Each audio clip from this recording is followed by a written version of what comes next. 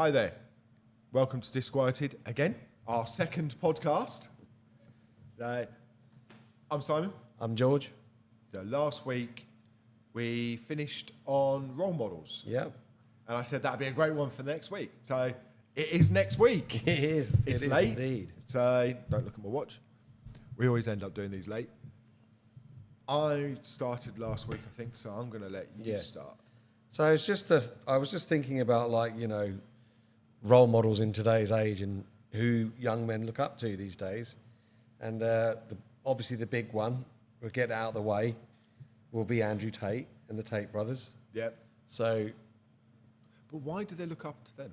well, I think because there was a gap after the likes of the people that perhaps you and I maybe have looked up to, the role models of our day. After they sort of, their peak, there wasn't anybody else really coming in. But why? Well, I think there was a bit of an attack on masculinity. A bit of it. Well, a big attack on masculinity. I'm sorry, but I'm going to... These words like toxic masculinity came into play, and you know, and I think the funny thing is, though, that the new guy, these new breed of, you know, the Tate brothers, those type of people, that type of content, you know, they kind of play up to the toxic side of it. So they kind of take it and they run with it. I watched a few of them just so I knew what, and I just looked at them, just went, really? But none of the people we grew up watching were sort of saying that, really. They were just saying, the masculinity was more about protecting your loved ones, being honourable, doing the right thing by your friends.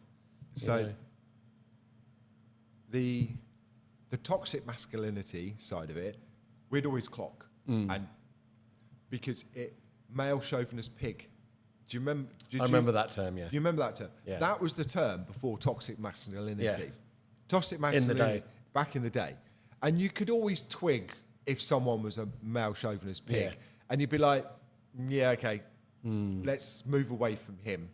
Because there was somebody else there. But because I'm going to have to say it, the left has destroyed the man, or is attempting to destroy the man. I'm not going to say it's all of the left, but there is a very big pool of people that are trying to destroy men. Yeah. What they're actually doing is the opposite. So rather than stopping all this male chauvinist pig, toxic masculinity, they're actually feeding it. Yeah, that's right. Because they're not allowing anybody else to be there. Yeah. Because I had a quick think. I didn't want to do any research or anything like that. But I had a quick think of watching TV, just going out, all that sort of stuff, general life. All right, who are the role models today? Just, if you think. Let me think. And I'm not talking social media role models, because like the Tate brothers, they're social media role models. I'm not talking that. I'm talking about in general life. Who are role models today? Famous people. What age are we looking at here? I would say go for any age. Because mine would be all older, like guys in their 70s and 80s, even 90s. But so, I mean, can young men identify with? No, they're not going to. I don't know. Maybe they can. Maybe they can't. But you know. But there's no one. There's no one in their 50s that's a role model, really. I'm trying to think now. There is a couple. I'll say Keanu Reeves. Once you look into his story, but you have to look into his story. I think the role models might be the people like in the Marvel world, people like that. So you might have people that look up to people like Captain America. They're not real. They're not real. No. Back in our time, a lot of the role models were real people. Yeah, well, I just thinking of Chuck Norris, bless him, God rest his soul, because he was a huge role model for me. But when you listen to him in interviews, he's such a humble, just just a graceful person, and you know he's strong, but he's not to the point of like in your face, like, oh, look at me, look, you know, with his top off. And he doesn't have to do that. He's not, you know, he's not saying, oh, look at my Bugatti, he's not saying any of that stuff. He's quite a spiritual guy. Faith was important to him, and his martial arts was everything to him. Helped kids, created a foundation to help kids with martial arts, give them discipline, give them all the things they need to do well in life. And that's the sort of person I look to and think, that was a hero, that was a role model. But when you look at Tate guys, when you look at these other guys, they're just too loud and just shout. That Chuck was never like shouting or showing off. He would never show off. But like when you hear them guys, the problem I have, I actually agree with some of the stuff they say. Problem I have is when they're like, look at this, look at that, look at this car I'm driving. You know, women love me, but they don't. Like, you know, they love Chuck because Chuck was humble. And this is the thing with the problem I have with them is they have to boast all the time. No, I like them. You know, I'm not going to knock them because they do provide young men with some good things, like, you know, get out there, work, go and take a risk, get to the gym, look after yourself, work hard. These are good things to tell. But then don't base it on all the materialism in the world. Don't base it on that. You know, look at Bruce Lee. Bruce Lee was like all about this, you know, the spirituality. They had something deeper than just the materialism. Just in getting a fast car and a big house. They had more to them than that. They were actual role models. Yeah, we used to call it something back in the day. What did we call it? Nouveau riche. I'm not familiar with that term. So it's that you go out and buy labelled clothes. Oh, you go out and buy your Bugatti. Yeah. That's nouveau riche. I've just come in new money. Yeah. You could always tell someone that was new money or nouveau riche. But the thing with that's all they are. Yeah. That's what because the left has destroyed the foundation of men being able to have a role model. All that's left is nouveau riche. Yeah. Which is really, really disgusting. Yeah. Hashtag swag tag. But look what I've got. Keeping up. There was also another. Keeping up with the Joneses. But the thing is, with all that stuff, though, right? It's a never-ending pursuit, and are you ever going to be really happy with that stuff? And I know a lot of people would be like, "Oh no, I'd be happy." But when you've actually got it right, and it's there, and you can drive it anytime, it will lose its appeal and value very quickly because it becomes mundane and boring. Whereas people like Bruce and Chuck and, you know, some of the other guys, they were more like, you know, into self-improvement, you know, faith, spirituality. They were looking deeper in the real life, you know. They never really they weren't show-offs. They never would brag or say, maybe Bruce to an extent on his martial arts, but when you look at the interviews, he's quite a humble guy. And he's like saying that basically, you know, everybody under the sun is the same, you know, and the martial arts and everything is to improve your health, your body and everything. And you knew he was a good role model because all of the top actors of the day were going to him for training. Steve McQueen, you know, all these guys who were big time guys at that time were friends and looked up to Bruce and all spoke super highly of him. And it's like he had something more than just, look at me, I've got the best car, or I've got this much money. I can go and blow this much on, you know, and get 20 girls around me. Yeah, but it's all fake though. It's not real. You know, and when you listen to Bruce and you listen to Chuck and you listen to, it's real, it's genuine. You know, we've lost that genuine side of things where it's all about show and it's all very fake and very, you know, and you look at these guys and it's all, look at my Rolex, look at my watch. That's a $300,000 watch. It's okay. And it still tells the bloody time, mate. You know, so what? You know, you got, okay. But what, do you help kids? Do you have like, you know, do you go out there? Do you go to hospitals? Do you go check on these kids? Do you go and give them an inspiration? Are you an actual inspiration? Or are you just there like collecting money, paychecks all the time? That's what. Yeah, they're just collecting paychecks. You know, so not to knock these guys, at least they're trying to fight back for masculinity. They're trying to, but I think they just do it. Look at Chuck, man. Go out there, look at Chuck's interviews. You go watch every single one of his interviews. He's just the guy's just so on the level, so humble, so down to earth. He's just a nice guy.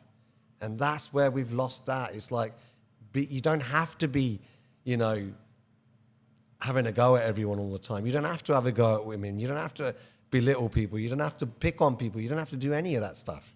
You can be a role model without doing that stuff. Mm-hmm. And that's the problem. Like you say it all the time, they're trolls. And that's how they get views. So part of them is being sensationalism, being sensationalist and trolling people to get them hooked in, to get views. And this is the problem with the way we consume media now. You know, before we would go and you look at Jackie Chan. I mean, you look at all the guys that are basically in the Expendables. Yeah. All role models. Yeah. They're all in there. Just if you want to find the blueprint. If you haven't watched the Expendables, go and watch it. Yeah. Please go watch them. They're brilliant. You know, look at Stallone. These guys, they were role models to me because they weren't ever like show off gits. Mm-hmm. You know, they succeeded, but they took a risk, they took a chance, and they wanted to do good for people around them and lift up other people around them. And I know these other guys might seem like they're doing that, but a lot of the times they're just knocking each other down and just you know, look how many Ferraris and Bugattis I've got parked in the. So, do you know what? But then they say that, but how many of those? It's like when you watch all these YouTube, most of them, all of their role models come from YouTube generally. Mm. But how many of them actually live in these houses or actually own these? Like the Tate brothers. Well, it's all do fake. they actually own those Bugattis or those Ferraris or all those cars? Nobody I knows. guarantee you. They've most probably just rented it for the day. Well, who cares? Because at the end of the day, just looking at going, you know, get out there, help people. You know, look at what Chuck did. Go look at his foundation. Go, how many thousands and thousands of children can turn around and say that guy helped me, genuinely helped me get back on the right track. Yeah, and he did it without social media. Mm-hmm. He didn't need to have millions of views. He just did it at a small level. And that's the reality. It's like, you know, he didn't do it to look good. Yeah. He did it because he wanted to do it. And this is the thing, is there's a blur with the modern guys because are they doing it to get views and get more money, which is the cycle, or are they doing it for the genuine that they want people to succeed and they want people to do well? The first one. It's nothing to do with the fact that they want people to do well. Mm. It's a sheer fact all they want is the money from it. Yeah. That is the whole of social media today. Yeah. All they want to do is monetize. If you ever hear anything or speak to anyone, listen to any of the podcasts and all that sort of stuff, it's about monetizing. Mm. We're going to do this because we're going to monetize it. Yeah. That's all it is. And it's all sensationalism. And it's just going to... But I don't... You said something before, though. You said about like superheroes and stuff. You know... They're fake people. That's true. But they do also carry a message sometimes. And that can work to a degree, but you also need to back it up with the reality. So you need the person who's putting that suit on when he takes it off to still come back to reality and tell you the right message and the right... Funnily enough, some of the role models I'm thinking now, some of the role models I grew up with were, you know, fictitious. They were Optimus Prime, be an example. You know, people like Dungeon Master from Dungeons and Dragons. I'm gonna put the one person in there that I almost cried myself to sleep about. Luke Skywalker from Star Wars. Yeah. What they did to him. I've never actually seen anyone on YouTube or anything like that. I've not seen that has actually done a minute's silence for him. For the death of Luke Skywalker. So for the death of Luke Skywalker, and also for... And we're not talking about the death in the movies, we're talking about how they massacred his character, right? Yes, how Disney took his character... Took our role model and destroyed him. One of my favourite role models. In fact, I would put him at the top. And destroyed him. So please, if you're watching this, please join in.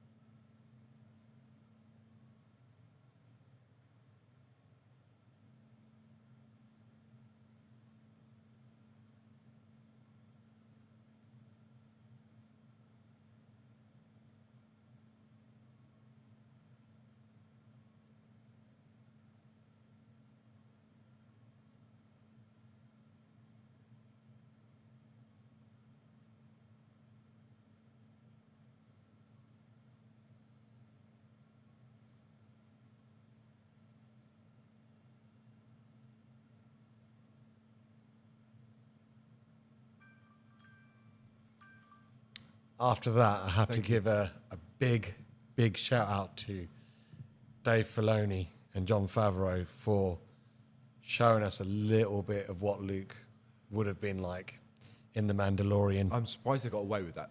Yeah, well, that ending of that scene for a Star Wars fan from the original trilogy, which is what we both are, was one of the greatest things to see. So thanks, Dave Filoni. Thanks, Jon Favreau, for bringing us a little glimmer of the Luke that we wanted to see after the original trilogy. If you look in the canon, in the extended universe, not the canon, he did amazing. And there is so many amazing female characters that were so strong. So they were true role models as well. Look at Myra Jade, his wife, Luke Skywalker's wife. She went from a murderer to building the Jedi Order with Luke. Her arc, going from a rock bottom, being used and abused, to being in a loving relationship with such a great person. See, you've just actually highlighted something else there to me, because two of my biggest role models actually growing up would have been Ellen Ripley and Sarah Connor. So it wasn't just that we had strong male role models, we had really strong female role models, and they were strong as you can get. And the problem is now is that storytellers don't recognize the journey.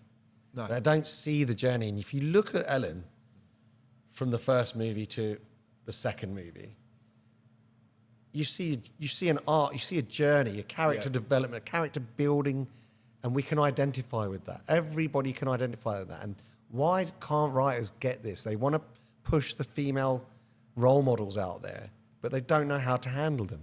They haven't got the first clue. Because not any one of these female role models from anything I've seen can hold a candle to Ellen Ripley and Sarah Connor. Not one of them. Not one comes close. Because they've always just been parachuted in. Yeah.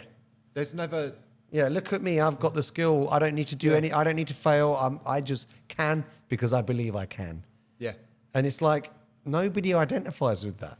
You know, it's like, you can't just become perfect at everything and do whatever you want to do and be overpowered. They really, all those female role models, they just parachute into these roles. They need to leave them in the Barbie world. Yeah. Because Barbie, that is where all of that actually belongs. Barbie can do everything. All of these modern, that's it. They're Barbies. But so Mattel, does Mattel own Disney now? Because all they're doing is all Disney's doing. And they also Mattel must own a lot more of the studios. Is all they're doing is they're producing all these female role models or these female heroes. They're parachuting them in with no story arc to them. So they're just going, well, that's a Barbie. You go to the shop, you buy a Barbie that has just been parachuted in. So all of these female role models are Barbies. Yeah. I'm going to get cancelled for that, aren't I? You should. It's the Barbie generation. You're in trouble now, mate, I tell you. It's the Barbie generation. The warriors in the keyboards and their comment section are going to get you. But the thing is, if you look at it and break it down, it's like Snape with HBO. They race swapped him. Yes, I see that. Shocking. But you realise, no one's mentioning this, HBO's actually racist. HBO's being racist, race swapping him. Yeah. Not to the white character, but to the black guy that they've just dropped in. Yeah. To that role. Because he has greasy hair, he's slimy, nobody likes him. It's just that's what you would portray racism is. Nobody, when he was at school, and also he's a mudblood. So he's mudblood, isn't it? I don't know. I'm not really familiar with it. He's the half-blood prince. I thought that was Harry Potter. Is he not the half-blood prince? No, he's full. But Snape is the half-blood prince, which means that one of his parents was non-magical. Okay. One of his parents was magical, and that's the bottom of the run. Right. That's like the worst you can get in the hierarchy in the wizarding world. Yeah. So rather than just having a white guy doing it as the books state it is, they've dropped a black guy in, and they've made that black guy the worst that they can. Do you know why I think they do this? Why these modern studios do it? And I'm convinced they do it because of this reason. Because there's no other reason why you would do it. I think they do it because it generates publicity, first of all, gets people talking about your product. That's the first reason. And then any criticism can be dismissed instantly by calling it an ism or an ist or a phobic or a this or that.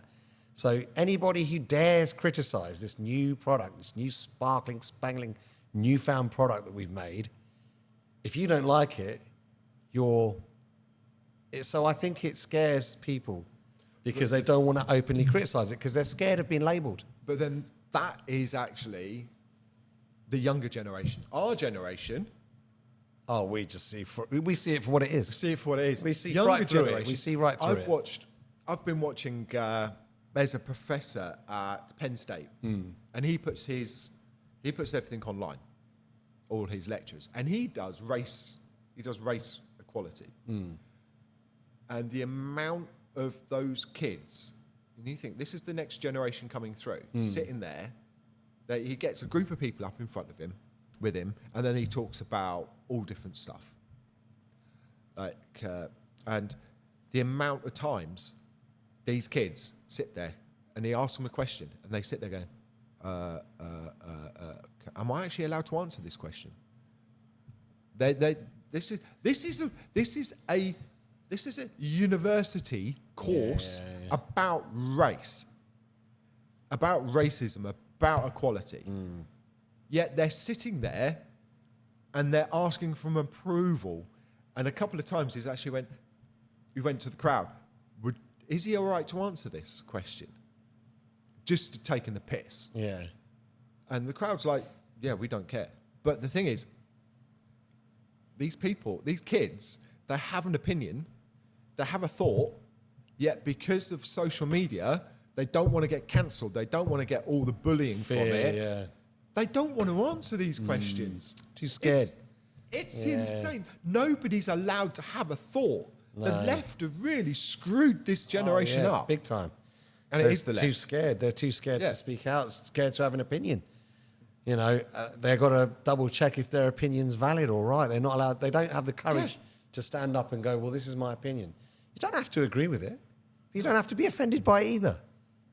It's okay to have different opinions, guys. Yeah. It's all right. You don't have to be offended by everything. Yeah.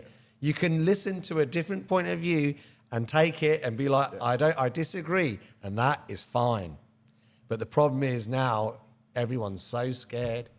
You're right. They've just absolutely bullied everybody into a corner so that they won't even you won't get a peep out of them now. No, so because then when they want to do all these stupid things to countries and stuff like that, no one's going to go and protest. No one's going to go, no, that's actually, we don't agree with this. Yeah. If you look at it, you look at governments generally, if you get a group of people going down, I watched something, Tony Robinson, he did a little short, and he was talking about the protests they're doing in the next couple of months in London. Yeah.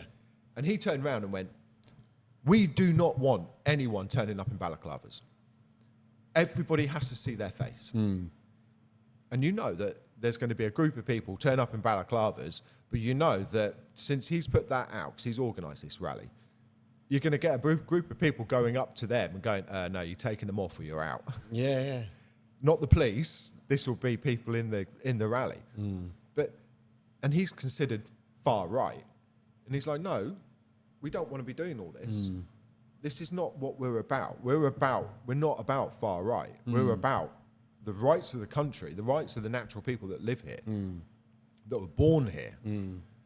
So you can see this is and you can see that a lot of these people that are quite sensible half the time, not all the time, they're starting to realise what the rhetoric is and how the left bashes people down. Yeah. Because if you call someone a racist too many times, loses all meaning. you're going to do one of two things. It loses meaning, or they become racist. So it's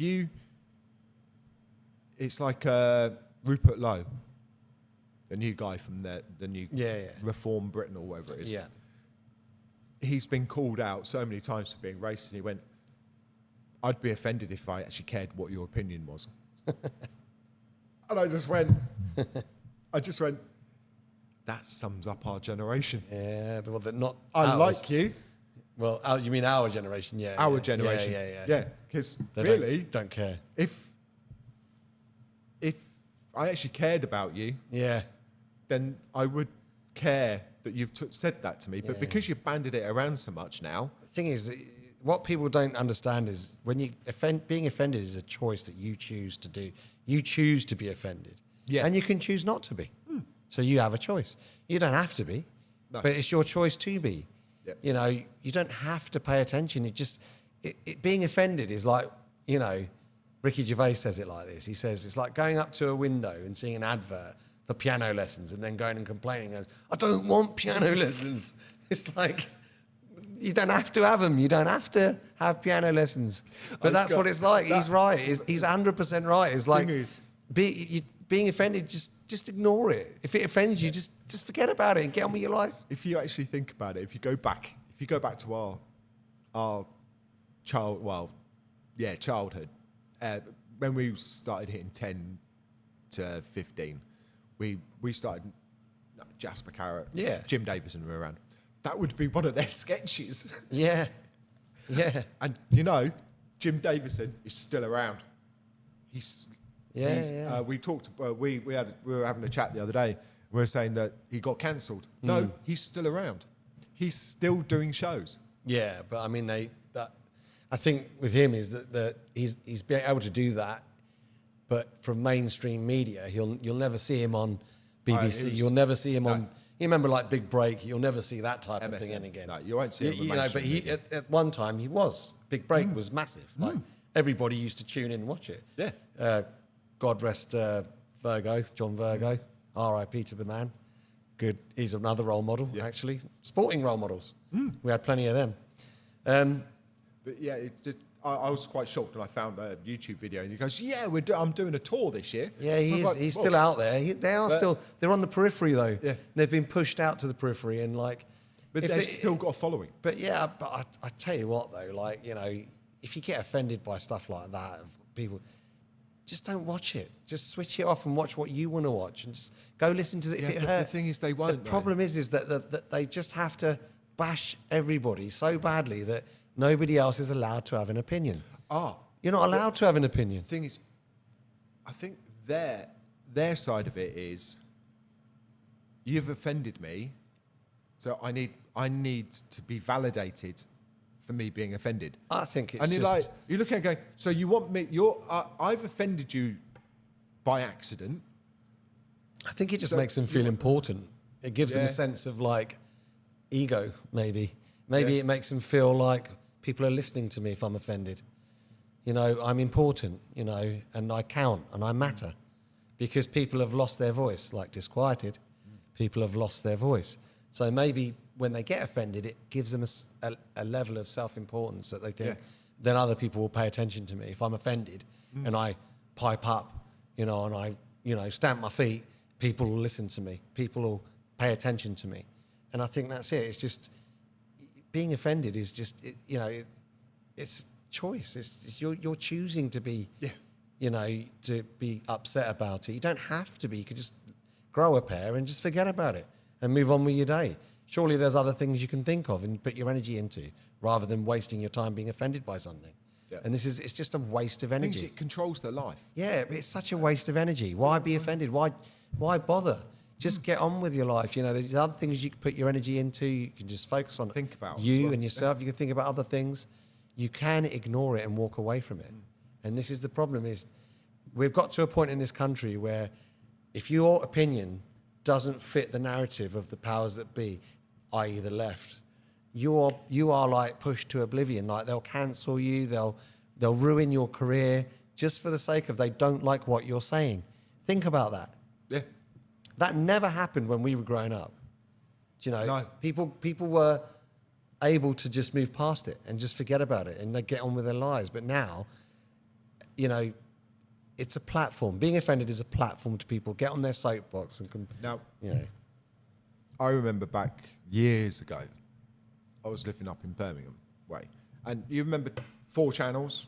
Yeah. Yeah, and each channel had, like, if you're watching ITV, it would have its own little region. And I was up there, and there was a little talk show, sort of about 9 o'clock or something like that. And they were there, so it was a debate. They had a talk show, and then a debate, and then a talk show. And they had they brought on a panel, 2 panels. One white, one mixed black. And they debated this pub sign. And this pub sign, and the pub was called Labour in Vain. And the pub sign was a bath, a black kid, and this white wench, I suppose the best way to say it, scrubbing this kid, trying to scrub this kid clean. Which one was saying it's racist? Which group? I'd say the white group probably. The white group was saying it was racist. The black group turned around and were laughing at everybody, saying, "You stupid idiots." That's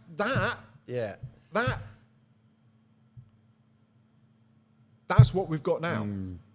But you know what it is though? They love these things that divide us, don't they? Absolutely love it. And anything that's divisive, they push it to the absolute limits. They shove it down your neck because like I said before, they don't want us all together.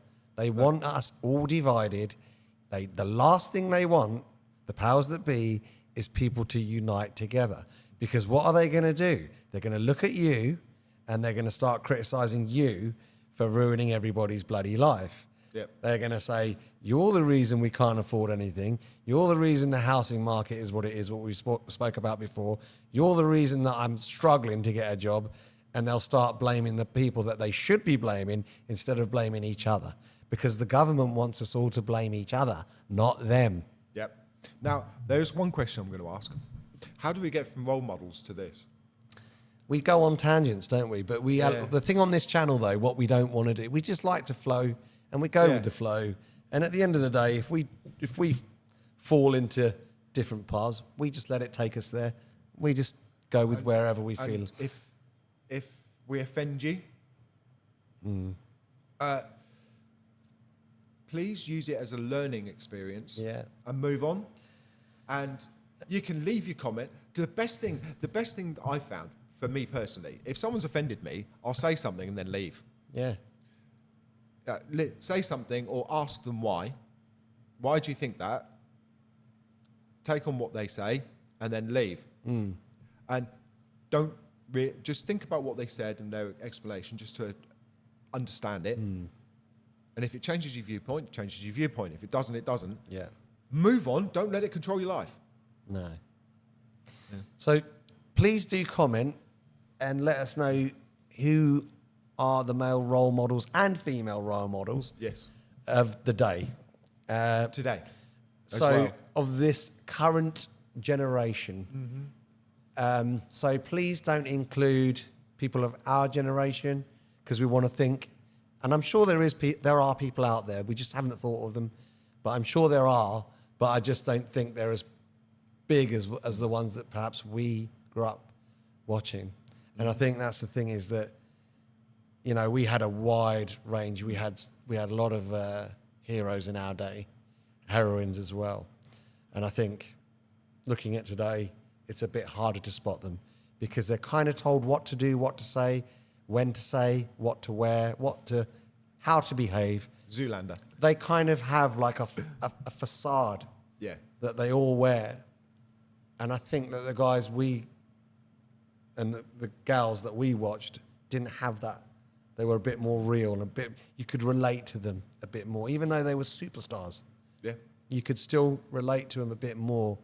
And I think these current crop of people that have all the views, because that's where it's all at now, all the young people will be looking at that. They are all wearing a facade, aren't they? And we've said that at the start. So if you can think of anyone, please tell us in the comments, who do you look up to? Who are your role models? You know, let us know and we'll talk about them on the next episode, perhaps. Yeah, that sounds good. So this is Disquieted. Sorry, Thanks. we got a bit unhinged. We're going to get unhinged. Hopefully we don't go to that point where we get unhinged and cancelled. If we do, join us on another platform. If not, we'll see you again. Yeah, we'll see I'm you looking again. forward to it. See you again. I'm Simon. I'm George. And it's good night from me. And it's good night from him. Yeah, you remembered.